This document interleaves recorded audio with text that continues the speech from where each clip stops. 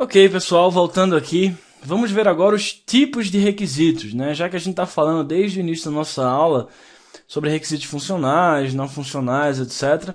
Vamos dar uma olhada nisso aqui então agora, ok? Bom, existem basicamente dois tipos de requisitos que a gente utiliza no dia a dia e que costumam cair em prova. Funcionais e não funcionais, né? Como eu falei, esses são o que 99% das vezes vocês vão encontrar em provas de seleção. Agora, segundo o Somerville, né, eu falei para vocês que minha aula está toda baseada no Somerville, existe um terceiro tipo de requisito, que é o requisito de domínio. É um tipo de requisito menos importante, tá, pessoal? Cai menos em prova, na verdade é raro encontrar isso daí sendo cobrado em prova.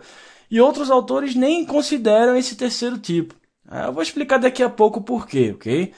Mas como o Somerville aborda dessa forma, e realmente pode cair em prova, ainda que seja raro, então é bom colocar esse terceiro tipo de requisito aqui para vocês ficarem tranquilos, ok? Mas o nosso foco vai ser muito mais em requisitos funcionais e não funcionais, que é o que importa para a gente. Requisitos funcionais são declarações sobre os serviços oferecidos pelo seu sistema, pessoal. Tá lá, ó, define as funcionalidades do seu sistema.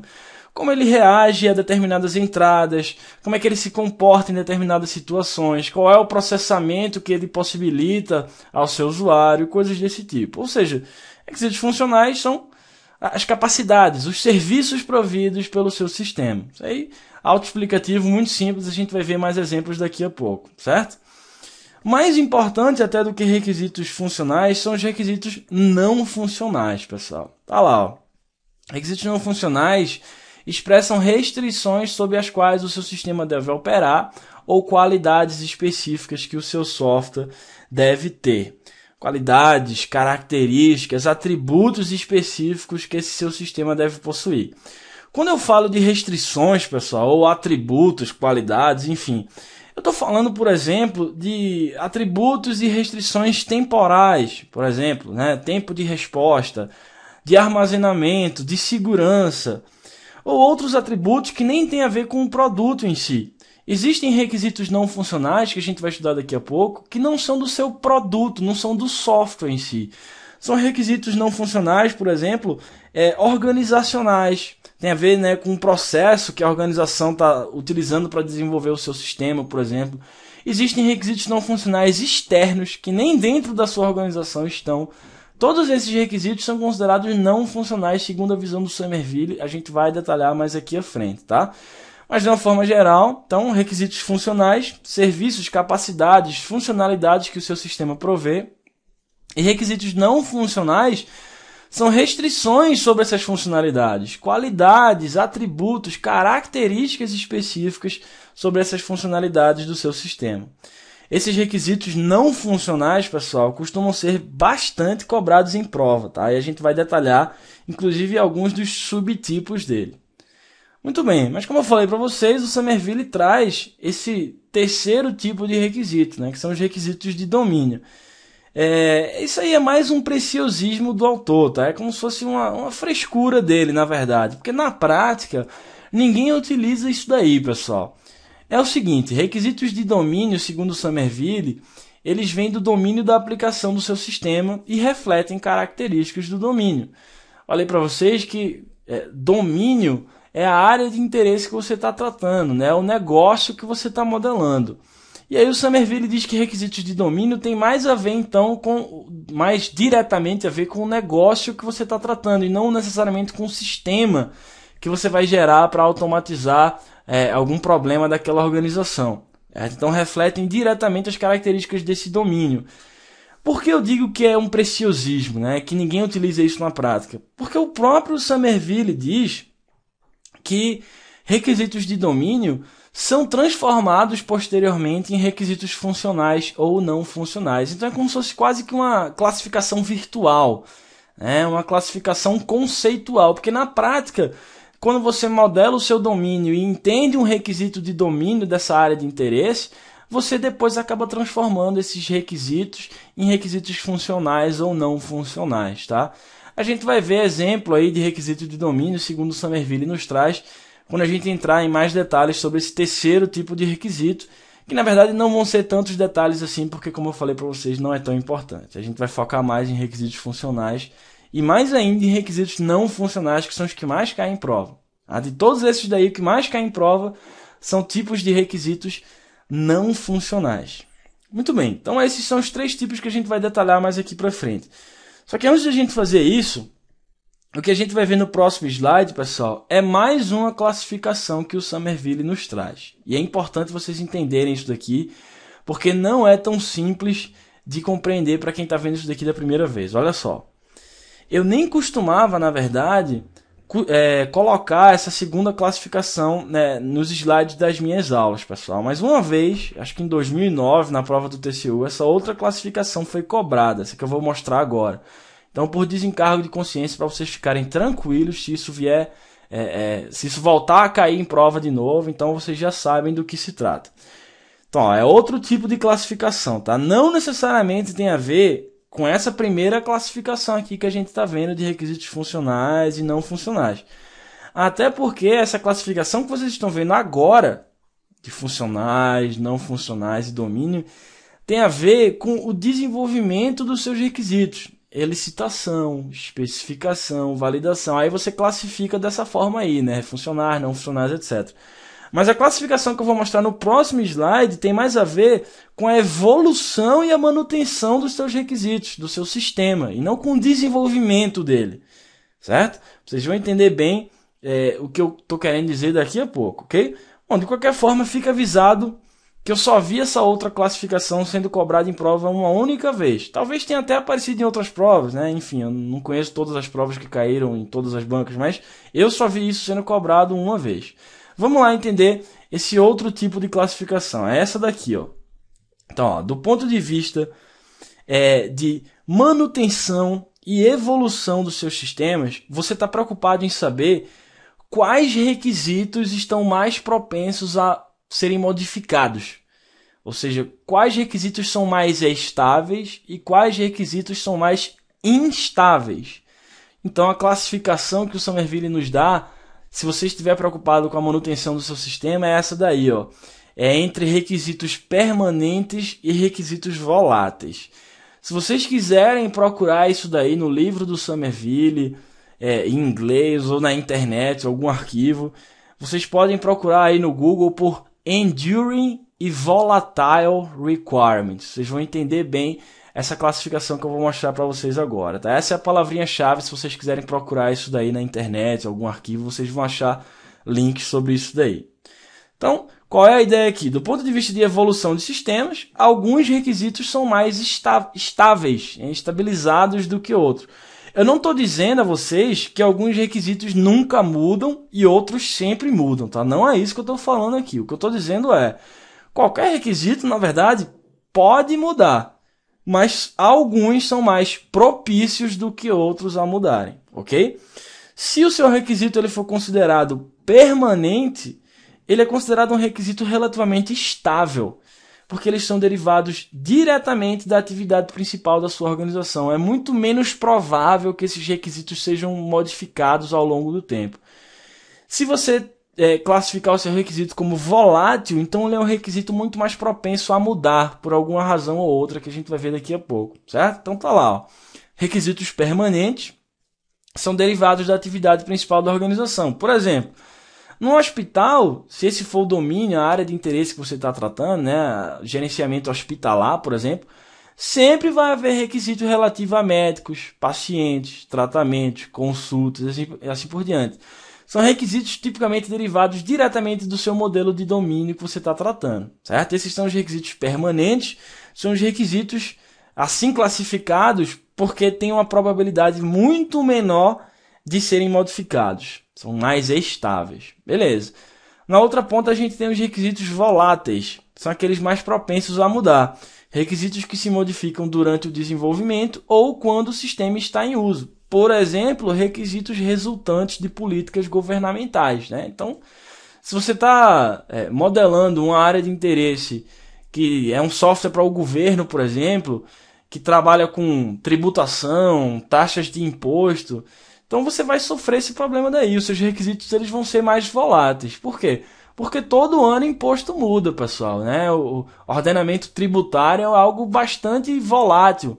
né, bastante instável. Então esses seus requisitos vão ser mais propensos a mudarem, certo? Então, espero que vocês tenham entendido bem. Muita gente, quando vê isso daqui da primeira vez, não fica muito claro. Requisitos permanentes, requisitos voláteis. Do ponto de vista de manutenção de sistemas, quais requisitos são mais propensos a mudar e quais são mais estáveis. Beleza. Agora é o seguinte.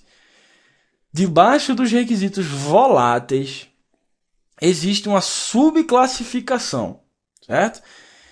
Vamos lá. É o que a gente vai ver nesse próximo slide daqui. Requisitos voláteis, esses que podem se modificar com maior facilidade, são subdivididos em 4 espécies. Requisitos mutáveis, emergentes, consequentes e de compatibilidade. Vamos lá. Requisitos mutáveis se modificam por causa do ambiente do sistema.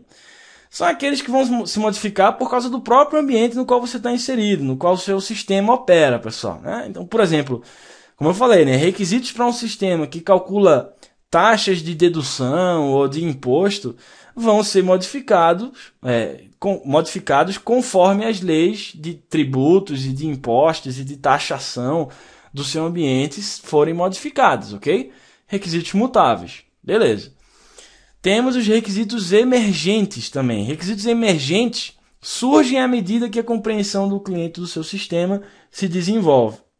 É o seguinte, os requisitos que não podem ser completamente definidos quando o sistema é especificado, pessoal, eles vão emergir durante o desenvolvimento, quando o sistema está sendo projetado e implementado. Por exemplo, pode ser que não seja possível você especificar de antemão todos os detalhes de como uma determinada informação vai ser exibida na tela, por exemplo. Só que conforme as partes interessadas, né, o cliente, os usuários, começam a ver exemplos de, possíveis apresentações dessa informação na tela, eles começam a pensar em novas maneiras de exibição dessa informação de uma forma que possa ser útil para eles, tá? Então, por isso o nome, né? Requisitos emergentes são requisitos que emergem, que vão surgindo à medida que o cliente vai obtendo uma compreensão melhor do seu sistema, certo? Durante o desenvolvimento. Muito bem.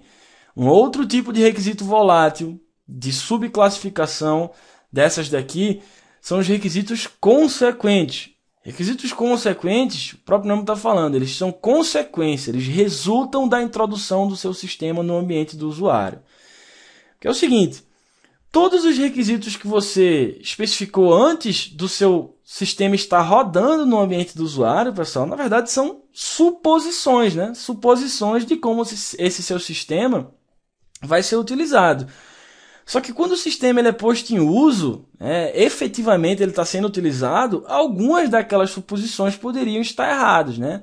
Então, os usuários eles vão se adaptar ao seu sistema, vão encontrar novas maneiras de usar as funcionalidades, novas demandas vão surgir.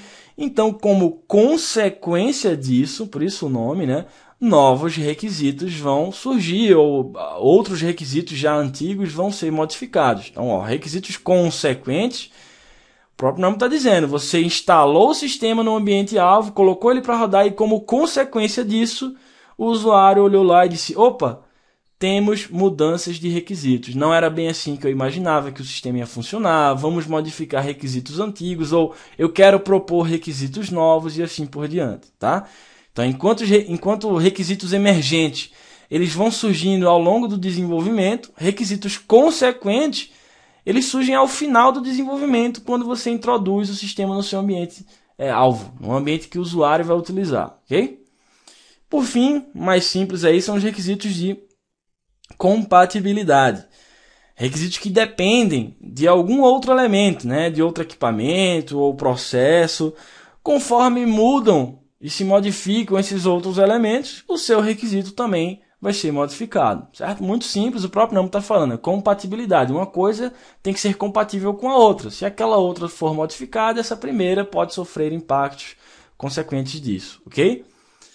Beleza, então requisitos permanentes, requisitos voláteis. Os permanentes são mais estáveis, os voláteis mais propensos a mudarem. Os voláteis, por sua vez, são subdivididos nesses 4 aqui que a gente acabou de ver. Ok, pessoal? Essas são as 2 visões básicas sobre os seus requisitos. Se você estiver preocupado com a descoberta a elicitação de requisitos, você vai basicamente classificar os seus requisitos em funcional, não funcional e de domínio. Se você estiver preocupado com a evolução do seu sistema, aí você vai classificar os seus requisitos basicamente em permanentes ou voláteis. De novo, eu vi isso sendo cobrado uma vez em prova, numa prova do TCU de 2009. Pode ser que isso volte a cair, então vocês já estão tranquilos quanto a isso daqui, ok? Muito bem, então, passadas essas duas classificações aí, o que a gente está preocupado na verdade aqui é estudar o que mais cai em prova, pessoal, que são os requisitos funcionais e não funcionais, e a gente vai ver uma pontinha também de requisitos de domínio, ok?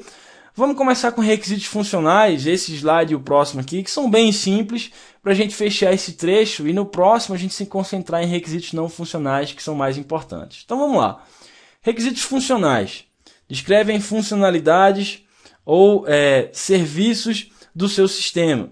Beleza, dependem do tipo de software, dos usuários e do contexto onde ele vai ser utilizado. Claro, né, pessoal? Por quê? Se você estiver utilizando um software em determinada área de interesse, ele vai ter determinados tipos de funcionalidades, né? Se for em outro contexto, vai ter um conjunto diferente de funcionalidades. E como eu falei para vocês no começo dessa nossa aula, requisitos eles podem ser escritos em níveis diferentes de detalhe. O nível de detalhe que você coloca no requisito pode variar, né? Falei para vocês, o Somerville ele tem basicamente 3 níveis, né? Começam lá desde o nível do usuário, passando pelo nível do seu sistema e chegando lá nas especificações detalhadas do seu software. Então, podemos escrever requisitos funcionais em alto nível. Se a gente quiser colocar o foco no usuário, né? Se os meus requisitos estiverem voltados ao cliente, ou você pode especificar esses requisitos em mínimos detalhes, se você estiver com foco, com o público-alvo, né? Com foco nos desenvolvedores, ok? Beleza, ó, exemplos. O sistema deve permitir cadastrar alguma coisa, o sistema deve emitir relatórios gerenciais, o sistema deve permitir a baixa automática de um estoque, enfim. Requisitos funcionais são meio óbvios, pessoal. Por isso que, inclusive, não costuma nem cair tanto em prova. O que costuma confundir mais são os requisitos não funcionais. Eu já falei para vocês, né? As bancas organizadoras elas gostam de cobrar o que a gente não sabe. E por isso, os requisitos não funcionais, que são um pouco mais complexos, costumam cair mais. Requisitos funcionais são muito óbvios. Qualquer coisa que não seja uma qualidade, um atributo, uma restrição sobre as funções do seu sistema, ou seja, são as próprias funções do seu sistema, podem ser considerados requisitos funcionais. Ok? Muito bem. Vou fechar esse trecho aqui para não ficar muito grande e no próximo a gente volta com os requisitos não funcionais, que costumam ser inclusive mais críticos, mais complexos e mais importantes do que requisitos funcionais. É o que a gente vai ver no próximo trecho, ok? A gente volta daqui a pouco. Até já!